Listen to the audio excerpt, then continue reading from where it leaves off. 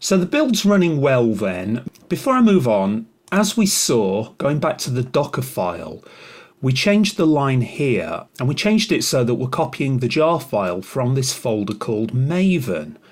And we don't have a folder called Maven anywhere on our hierarchy. So I think it's worth just trying to work out what's happening here. And the answer comes if you have a look in the target directory. You might need to do a refresh of your project just to be safe first of all. Have a look inside your target directory. The plugin has created a folder called Docker. And you'll have a couple of subfolders in there just representing the tag name of the image. And inside a build folder, now we have as part of the build, the plugin has created a folder called Maven. It's copied your jar file into there, and it's got the Docker file in there at the same level as the Maven folder. So I hope you can see now that the plugin is working from this folder as its root folder when it's building the image. That's more efficient than what we've been doing previously, because now it only has to zip up the contents of this folder rather than the entire project. So you don't really need to know about that, but I think it's worth getting a feeling for what's happening under the hood. So this is all very nice, but the slight problem was that when I ran that build, I had to do a clean package and a Docker :build. Now I would say it's very likely the case on a project that every time you run that package, because you have a new jar file, you also want to create a new image as well. So how can we make this Docker build goal happen automatically as part of the package goal? And really here we're just into standard Maven theory. But really it's just a case of we can tell Maven for this plugin. So I'm working inside the plugin tag. And I'm going to put a block of configuration just before the end plugin. And the tag I'm adding is executions. And inside there's a single tag called execution. Now inside the execution tag, what we can do is we can use the phase tag. You might not be familiar with the concept of a phase in Maven. A phase is a part of the Maven lifecycle. And in fact, package that we've been using throughout the course is one of the Maven phases. And we can attach any goals that we like to that particular phase. So if we say phase package, we can then go on and attach a number of goals to that phase. And it's done using this structure. We have an outer goals tag followed by one or more goals. Now already, actually, as part of the Spring Boot plugin, there are already goals attached to the package phase. All of the work needed to build that Spring executable jar file has been attached to the package phase.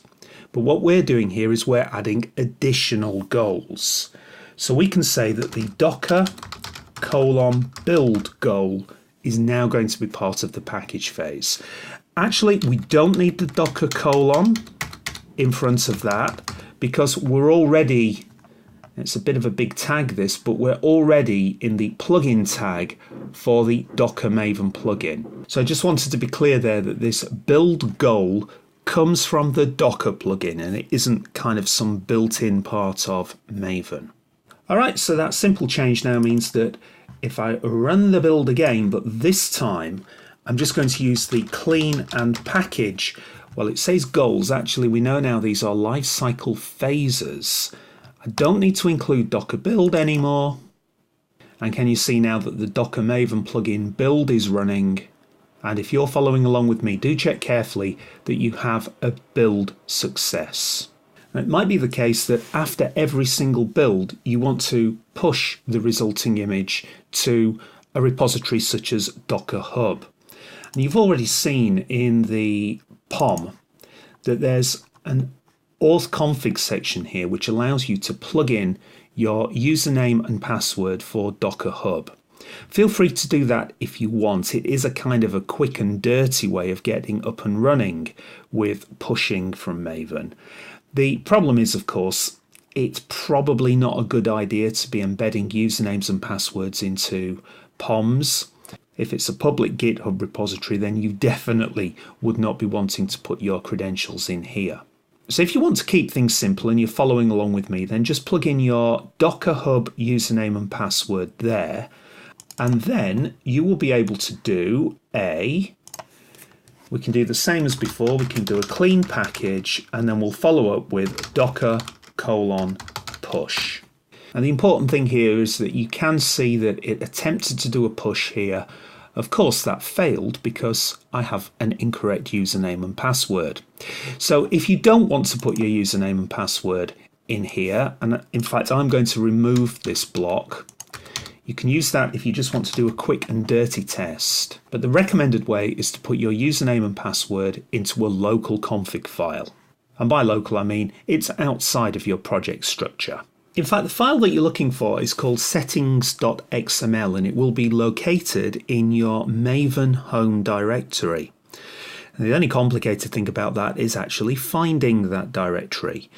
The default location of the Maven home directory, just in case you don't know, is in your home directory. Now that's fairly easy to find on Linux or Mac. On the command line, you can simply do a cd or a cd tilde, and that will take you to your home directory.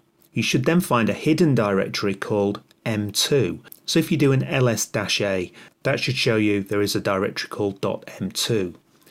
On Windows it's slightly different. You'll find your home directory on the C drive under users, followed by your username. And I've got a lot of rubbish in here, but one of them is the .m2 directory. So if you have used this before, you'll know this is where Maven stores all of the jar files and so on that it downloads. So the location of the settings.xml file is in here. It depends on whether you've worked on this file before as to whether you actually have one.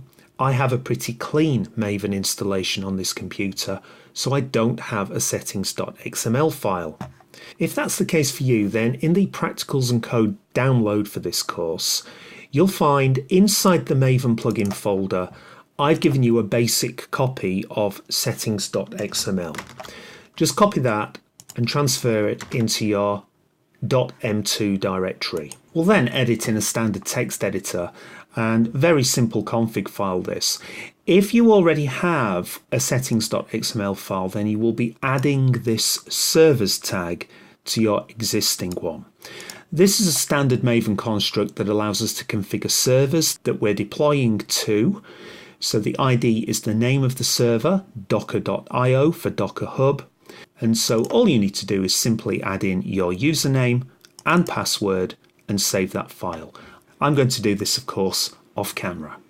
Okay, so that's done. So that means I should now be able to push this image to the Docker repository.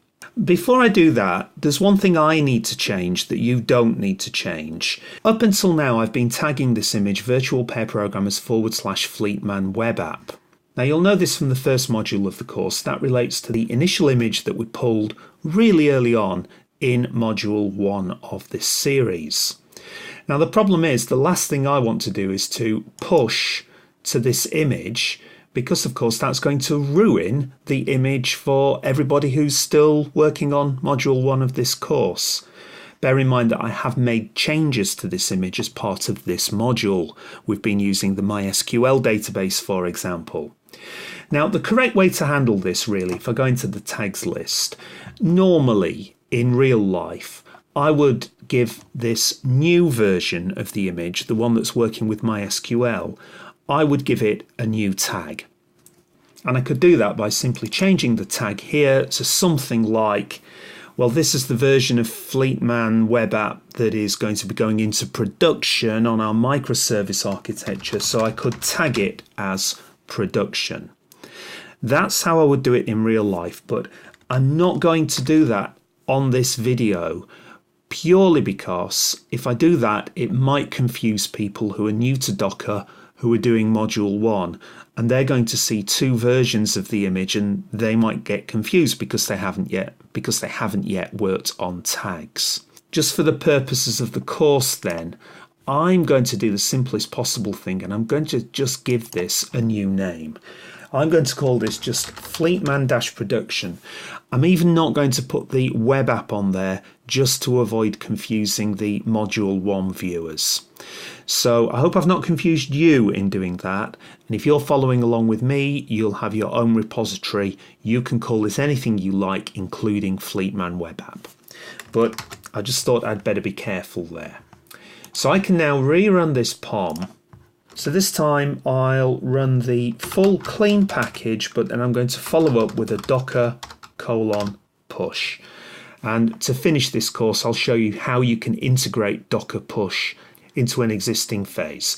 For now though, that should work. Let's see what happens. And of course, you will need to have changed your username and password in the settings.xml file. So there it's built my Fleetman production image. And now it's running the push. This will take some time. Uploads to Docker Hub can be quite slow. Okay, well that took a while, 2 minutes 13 seconds for me, but I now have a build success. Hope that's working for you. Very occasionally I've found at this stage you might see an error saying that all pipe instances are busy. Now I found that this is just a transient error that will go away if you just wait 5 minutes and try the build again. I suspect that's just a temporary problem with the Docker Hub website, although I must admit I've never actually managed to narrow down that problem and work out why it happens. The trouble is, after a few minutes the problem's gone away, so it's very difficult to actually debug it. So if you have an all pipe instances are busy error at this stage, don't worry, just have a little break, try again in a few minutes. We should now on Docker Hub, I guess we'll need to do a refresh. I should be able to find the new repository. Notice that repository didn't exist, and it's absolutely fine to push a new repository like I've done. Notice for me the visibility of that repository is defaulted to private, and I think that's just because I have a corporate account with Docker Hub, and on a corporate account the default's to private repositories. I can easily change that by going into the repository info, going into settings, and I can click on make this repository public.